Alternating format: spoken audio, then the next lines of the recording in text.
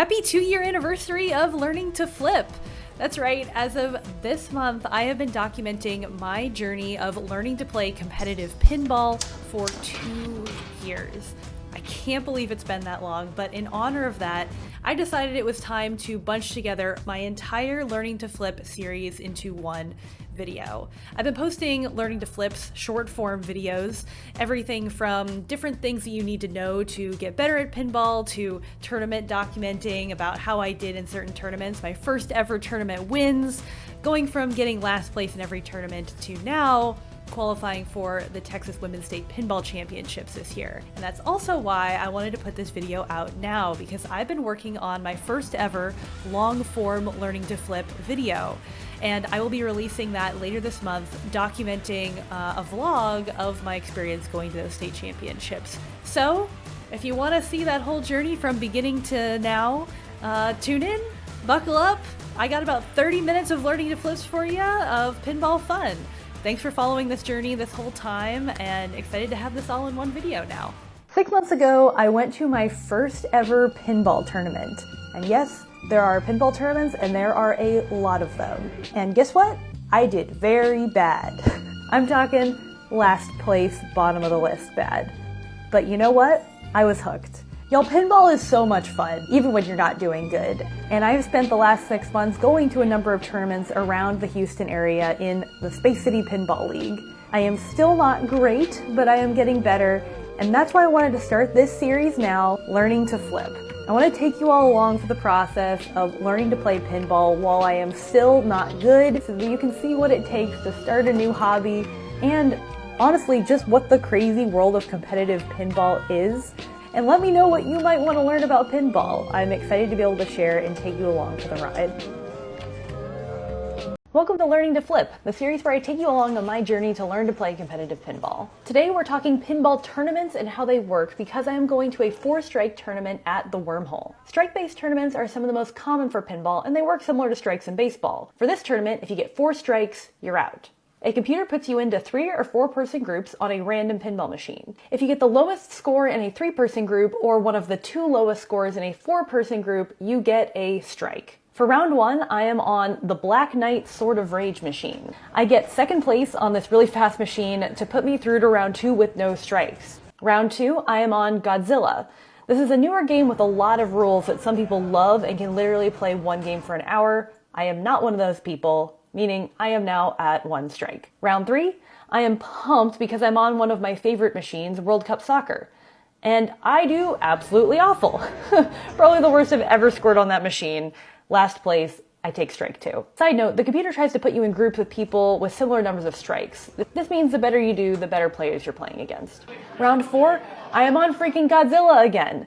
But at least now I have practiced it one time today, and on my ball 2 of 3, I do really great. I get 1st place in that round. Round 5, it is time for Monopoly. I squeak by, still on only 2 strikes. Round 6, I am on Radical, a skateboarding themed game from 1990. I do okay, but that score doesn't stack up against the other players. We're at strike 3, only 1 more and I'm out. I get put on one of the newest released machines, James Bond. Don't know the rules on this one yet, and it really showed. Strike 4, I'm out. But I'm feeling pretty good about my day overall, and I see that I'm going to end up tied at 31st out of 56, and I'll take that. But my day isn't done yet. I get asked to help commentate the rest of the matches on Twitch. I'm Jamie Birchall. This is Aaron. Hello. So for the next 2 hours, Jamie and I watch and react to some incredible pinball playing and skills as the starting 56 players slowly get whittled down. More and more people hit their 4th strike until we are left with 2. Wesley and Donovan, each with 3 strikes. It is time for sudden death on Dialed In. And after more than 7 hours of pinball, Wesley takes it home as winner. Oh, wow. Thank you, Aaron, so much. You Absolutely. were amazing today. Can't wait for the next one. So I was super excited after my last video. A bunch of you commented that you were interested in going to tournaments too and wanted to learn how to find them in your area. So the way you can do that is go to ifpapinball.com. IFPA is the official pinball organization that organizes competitive pinball tournaments. Go to the tab up here and you can see the IFPA calendar in your area.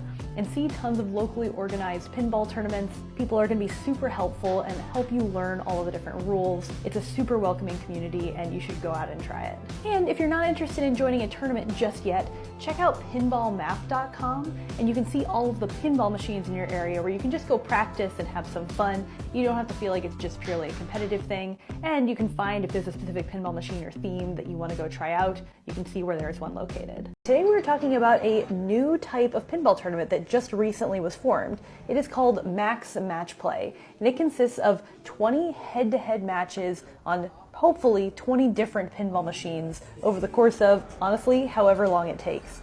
Today, it was about 5 hours at the Wormhole. You start out by getting paired against one opponent and assigned your machine that you're going to be on.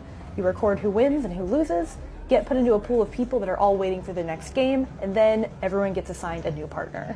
It also means that these tournaments are very momentum-based, so if you start losing, it is easy to keep losing. Since these are head-to-head and a lot of people who play at the Wormhole are very good, that means I did not do so fantastic today, so let's go through my performance. So I lost, won, lost, lost, won,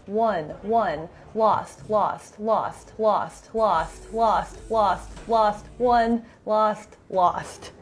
So yes, I only won 4 out of 20, meaning I was very near the bottom of the pack, but that's okay. Pinball is not all about winning all of the time. Even if I'm not winning, I'm feeling myself improve. I still had a great time. It was really fun to try out a new format and hoping I'll do better on the next one. Today I am going to the arcade to practice the machines I have been doing bad at in tournaments. There's this one game that I have gotten a strike on every single time I have played it in a tournament. Another one that's just so unpredictable and I feel like I can't know if there's a way to do well on it. It's a really old one, so let's go see how well I can do. First up is Revenge from Mars. And this one's a really heavy machine that's kind of dark in the back that has an overlay video screen, so it's a lot harder to move. I generally just can't get it where I want to go, but here I am destroying one of the UFOs and trying out some of the different modes. Next up, a very different era. This is Friendship 7. Made in 1962, it's a very old game that I just struggle to figure out how to consistently get a high score in. Randomly though, on this game that I chose to record, I got my personal ever high score.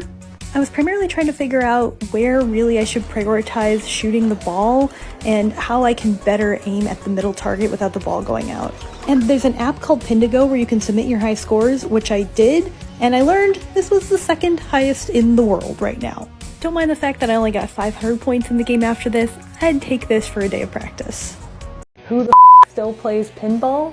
Well, we'll ignore the tone and I'll show you. Now, I'll give you credit, pinball did almost die off in the rise of video games, but it has bounced back, and it has bounced back big time. According to a recent article by The Economist, sales of new pinball machines have grown 15 to 20% every year since 2008. And last year, the International Flipper Pinball Association, or IFPA, approved 8,300 official pinball tournaments, which was 4 times the number in 2014. And this popularity is only expected to continue to grow. Stern Pinball is actually doubling their manufacturing space in anticipation of this continued demand. And this doesn't even account for the tons of people that consume pinball streaming and YouTube content, all the people that go to local arcades and play casually.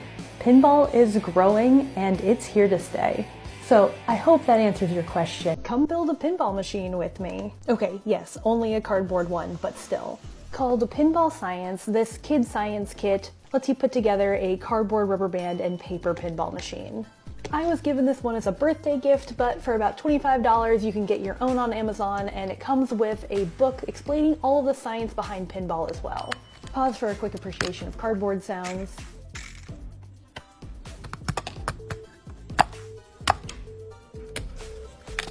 The hardest part to put together was probably the flippers. It just required a little bit of finesse and moving to make sure it worked smoothly. But in addition to being fun for me, an adult, I think this would be great for kids. After I finished the playfield, I started to test out the flippers and, like I said, finesse them a little bit to get them to work more smoothly. And then it was time to set up the plunger. You hook a little rubber band underneath it, attach it to the plunger on the top, and it creates a great little launcher for the ball. And with that, here's the finished product, and you know we've got to play it a little bit too.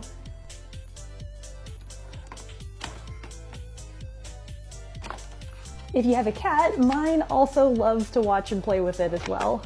Sure, it's no arcade pinball machine, but for $20-something compared to thousands of dollars for one of those, it is super fun. I definitely give this 2 thumbs up. What do you think is more competitive to get tickets to, Taylor Swift concerts or pinball tournaments? Welcome back to Learning to Flip, the series where I take you along my journey to learn to play competitive pinball, and today it's all about actually getting tickets to play in major tournaments. While I'll admit there's definitely more demand for Taylor Swift's concerts, there's only 112 slots in the Houston Arcade Expo's Space City Open tournament this year, so really hoping I get a slot. Since pinball has gotten so much popular recently, these tournaments are very competitive to get into. It is currently 10:54 a.m. and tournament sign-up opens at 11 a.m. Last year, sign-up closed in 3 minutes. I've got my tab open that has my IFPA number that I have to enter in the sign-ups. I have another tab that has information about the tournament because I had to pick whether I'm going to be in the early or late group. And then, of course, this page, which I am refreshing as soon as it opens at 11 a.m. So fingers crossed, I really want to play in this one for the first time. Last year at this expo, I only played in the women's tournament, and I really want to try my hand and see how I do in the open tournament this year.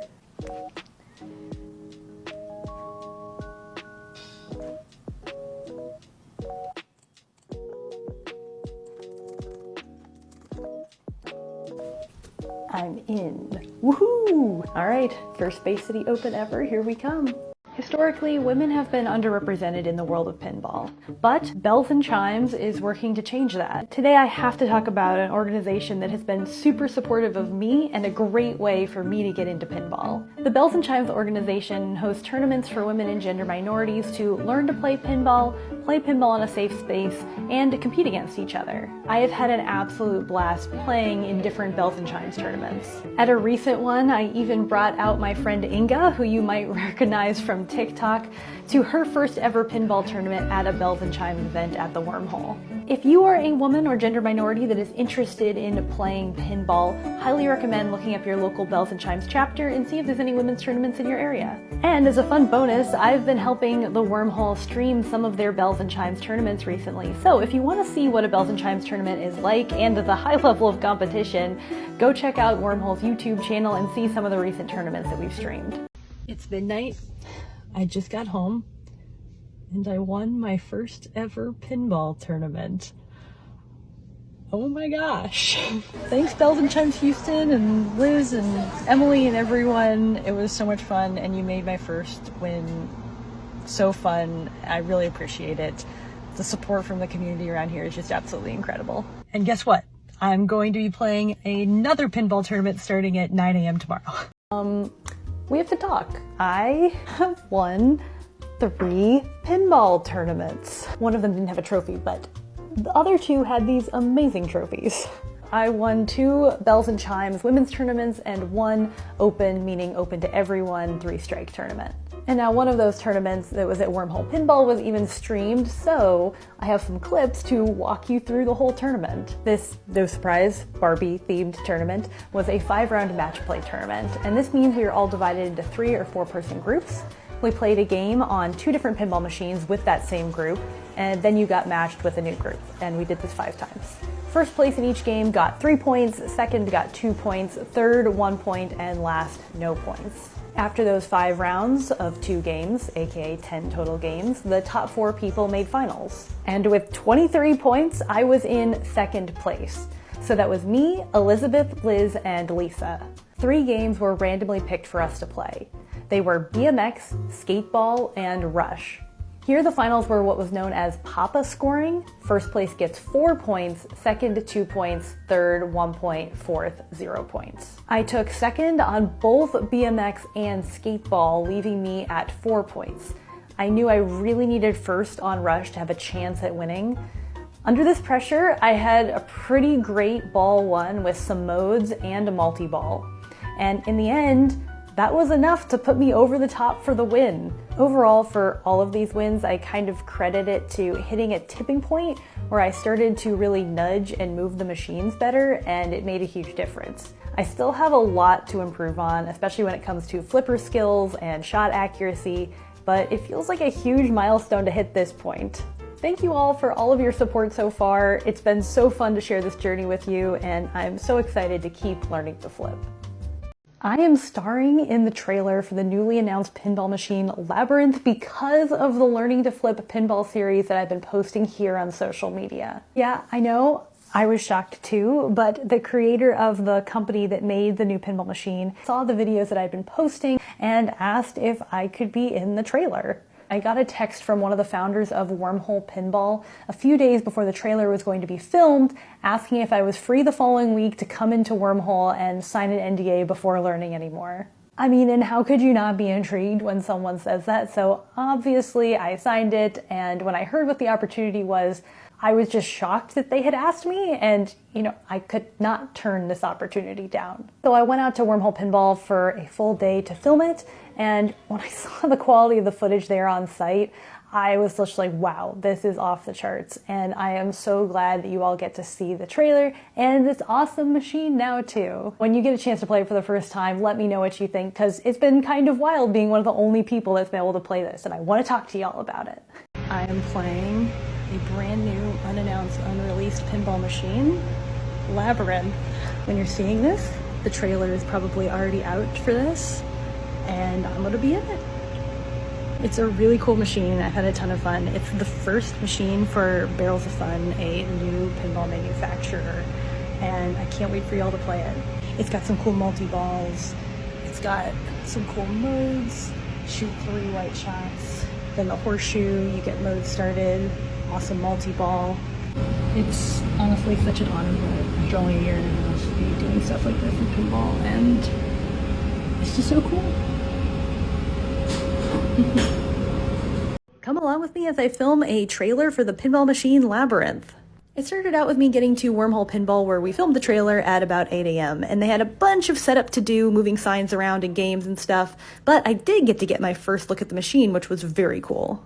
I had never seen it before today, so I was really excited to be able to learn how to play before I had to do it on camera. Then I did some lighting stand-in shots, and they took a bunch of close-ups of the ball all around different spots on the game. While I'm playing the game in a lot of shots of the trailer, there's a bunch of close-ups and things that they wanted to record separately. After a quick break for lunch, they pumped in a bunch of fog for atmospheric effect, which did mean they had to turn off the AC while we were filming, which is not ideal for Houston summer. And after lunch, I got to play the game for the first time. We did try a couple different wardrobe options, but jacket was too hot for said off AC. They pumped in more fog in between shots, and then I just got to play for a really long time. They gave me a bit of direction on what to do with my face and where to position myself, but otherwise I played a bunch of pinball and got to hang out with these 3 awesome goblins. After there were a bunch of shots of me just naturally playing, they did some extreme close-ups on my face and my hands, and then we also filmed the few opening shots where you see me walking up to the machine in the trailer. And with that, all of my shots were wrapped. They did a few other close-ups on things like the alternate back glass, and I hung around Wormhole that night to play some more pinball. Pretty great day. I'm about to blind react to the pinball machine trailer that I am in and filmed a few weeks ago for the Labyrinth pinball machine. All right, here we go.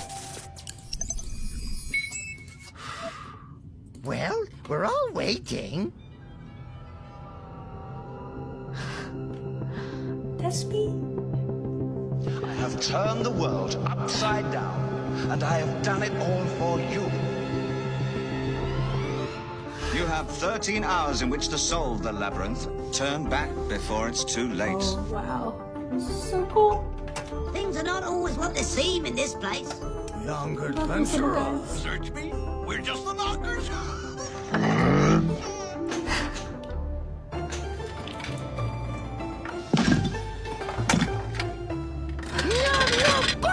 Would you go left or right? Stop, I say! So cool. What? They got the right house! You got it. My multi-ball. Super jackpot!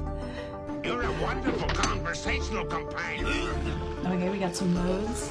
No, the queen. Very cool. This quest, and you'll be rewarded. Choose some ramps. The music was really fun. Where you going? I was kind of focused, so I didn't Head dance, like but that guy is my favorite. What Also, he I'm pops up at the offering bottom. Your dreams. Ah! That's it. Oh my gosh. So cool. I can't believe it's finally out there, and I can't wait for you all to play it too. Ah. So cool. I just took a big step in my pinball journey. I bought my first pinball machine. Ta-da!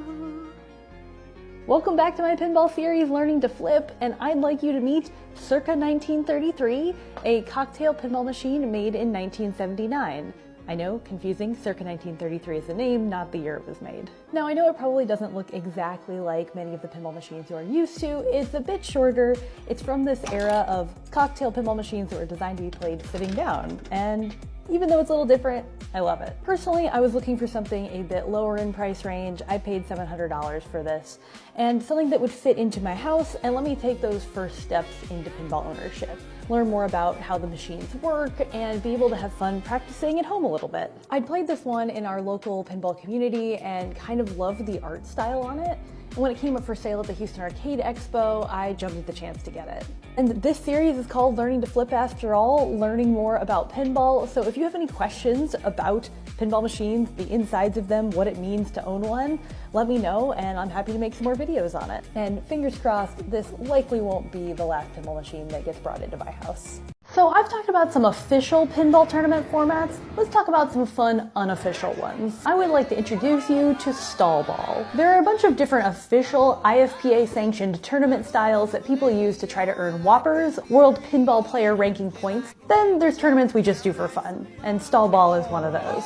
It costs $1 to play, and you put that dollar that you use for your entry on the glass of the pinball machine anywhere you would like. Depending on how many people are playing, that could almost completely cover the glass of the pinball machine. Then all the players get in a massive line. The first person goes, and your only goal is to stall the ball. That means you have to shoot the ball into any of the agreed upon places on the machine that will hold the ball for a short period of time. If you hit one of those shots, the person running the tournament will shout "next," and it's the next person in line's turn to quickly hop up and play. If you drain, you're out. And if you successfully stall the ball, you get to the back of the line. You keep going until one person remains. Winner gets all the money on the glass except for $1, which goes to second place. It is an unofficial tournament style, so rules may vary based on where you play it, but I got to play for the first time this past weekend on Twilight Zone and had an absolute blast.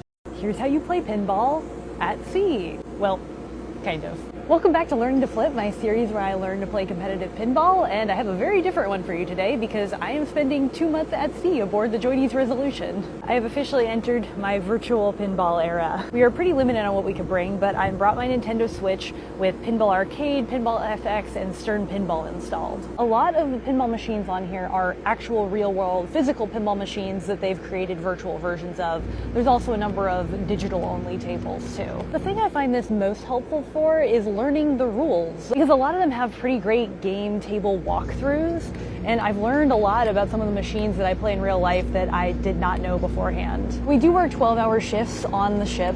That means really outside of that, we don't have much time for anything except for eating, gym, showering.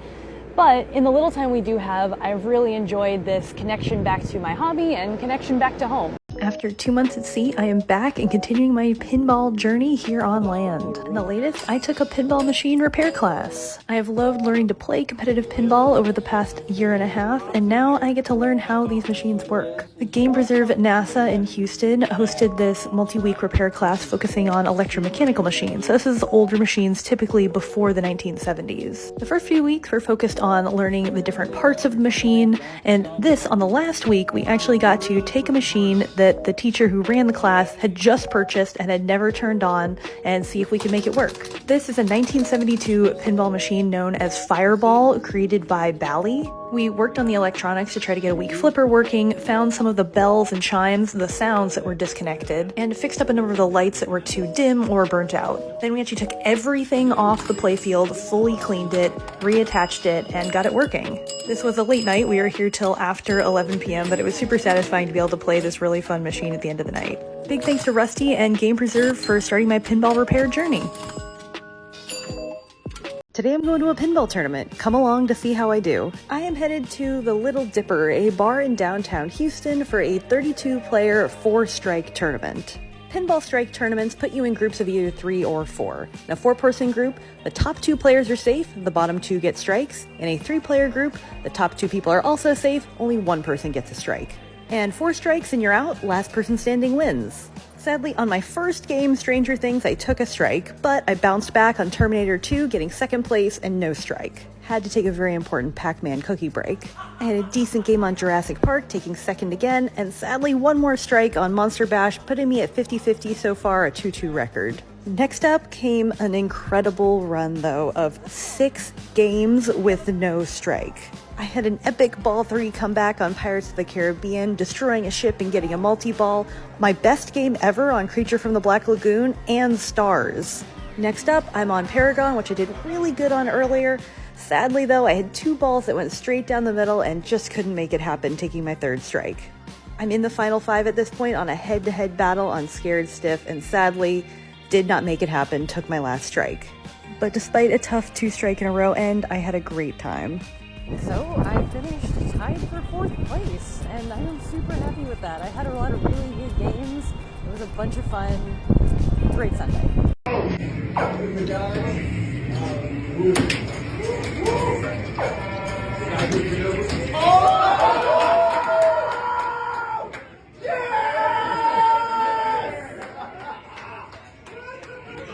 The people's champion! That was awesome! I asked you all where I should play pinball when I was in Los Angeles for work. Let's go check out your suggestions. First is Waltz, a bar that also has about 10 pinball machines and hosts a weekly pinball tournament. I came here first to get dinner because I heard they had really good hot dogs and vegan dogs. And yeah, this vegan dog was really good. Okay, and now onto the pinball. All of the machines here cost 50 cents, which is awesome. Many of them are older. They're more like 70s, 80s, 90s machines. Most of them are solid states. It was a very cool atmosphere here, and I wasn't here on a tournament night, but I can see how tournaments here would be so much fun. A bonus advantage to Waltz is it is right down the street from another recommendation, Revenge of. Revenge of is also a comic book and card store, and as someone who's also a Magic the Gathering fan, this combo is incredible. Games here skew a lot newer. You'll get your modern Stern, Jersey Jack, Barrels of Fun, Chicago Gaming Company type machines. And there are a lot, more than 20 machines here, which was super, super cool. And they were running their monthly pin golf tournament the night I was there. Theirs is an unofficial tournament where you have to try to achieve certain goals in a certain number of balls, and I ended up winning 1st place. Everyone here was super welcoming and nice, and if I'm ever back in LA, I'm definitely going back to both of these. Thank you all for your suggestions, and I hope maybe next time I can go to the few I missed. It is officially Houston Arcade Expo weekend. So this is the biggest weekend for the Houston pinball community. It is an absolute party. I'm going to be competing in 3 pinball tournaments this weekend. So I'm going to be sharing as much as I can about that. The first one is this morning, Friday morning, the Go No Go tournament, which is kind of testing out all the different machines that are going to be used for the tournaments all weekend. So yeah, I'm going to be sharing some here, but on Instagram and Threads. So be sure to follow along, and I'm excited to share some of it with y'all.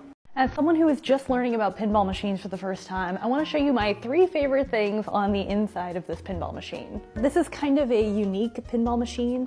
It is a cocktail machine that I bought last year. It is the first machine that I have ever owned. It is called Circa 1933, which is confusing. It was not made in 1933. The theming of it is like Art Deco 1933, but it's from the 1970s. And so you can see all of the different electronics and wires and coils, solenoids, everything that fires to be able to make the pinball machine work. But my favorite things, the first 2 are kind of close to each other. One is the chimes. So old pinball machines made their sounds using bells and chimes. This one only has chimes, but it's basically like a little mini xylophone inside of the machine. And it works by having different coils underneath here fire into the base of the bar to create different sounds. Number 2 is this, which is the tilt bob. So if you've ever played a pinball machine and tried to move it and got like warnings, dangers, or a tilt, That's what is doing it. It's actually a physical little pendulum that's hanging down inside of a metal ring, and if it makes contact with this metal ring, it tilts the machine. So on this old one too, we also have this rolling ball that can measure the tilt too.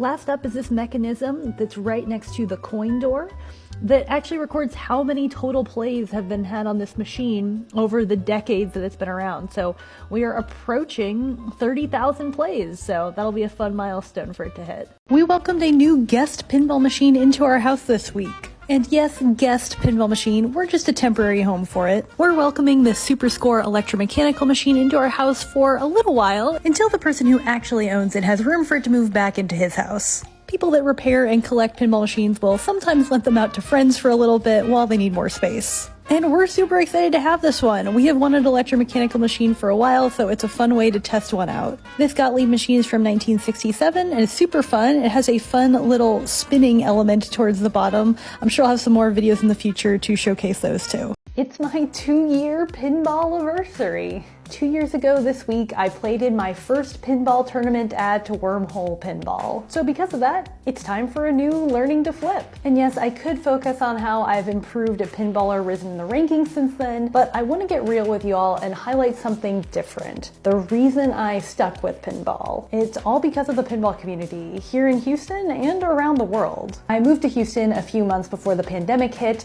so I never really had the chance to establish a community here. In late 2022, I decided to put myself out there in some different ways. I joined Bumble BFF.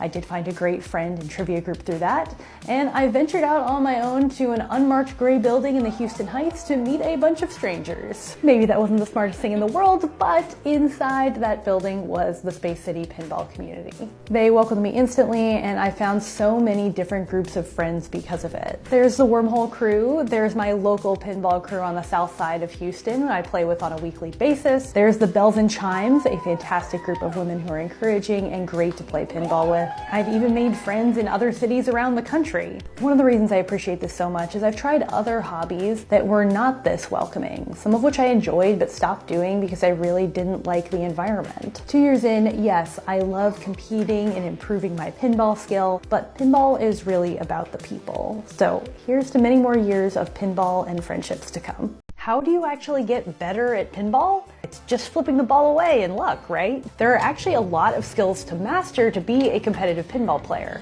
Today on Learning to Flip, let's take a look at 3 of the big ones. First is learning flipper skills. Most of pinball is about control, slowing the ball down so that you can aim and take a shot. There's a lot of these techniques, including dead flips, not flipping a flipper and letting it bounce from one side over to the other, ski jumps, letting it jump from one flipper over to the other, or cradling up during a multi-ball, stopping one ball on a flipper so that you can focus on the other ball or balls. And there's a ton more, post alley and tap passes, there's live catches and drop catches. All of these take a lot of practice, and sometimes you have to even learn how to do it on different types of machines. Second, nudging. Yes, you are allowed to purposely move the machine. Don't do it too much or you will tilt the machine, but little moves are so important to saving the ball and directing it to where you want it to go. A famous phrase in pinball is if you ain't tilting, you ain't trying. And third, learning the rules of all of these machines. There have been thousands of pinball machines made over the years, all of them with different rules on how to score the biggest points or navigate through the story.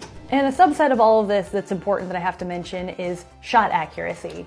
It doesn't matter if you know what to do if you can't actually hit any of the shots. Of course, these are all easy to say and take a long time to master, but that's why I and many of us are still learning to flip.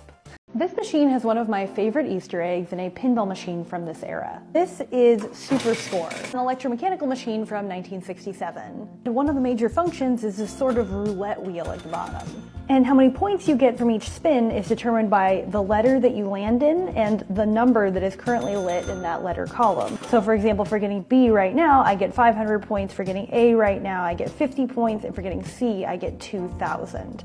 Now on the back glass, you'll notice they have different lights for A, B, and C lit up as well. And guess what? Whatever's lit on the back glass matches what you have lit on the playfield. It's kind of like some parallel universe where they're getting the exact same results as you. So it's fun to watch that change throughout the game as this changes too. As a side note, this guy back here also playing the same game with the same women on the back glass. So just inception going on with Super Score.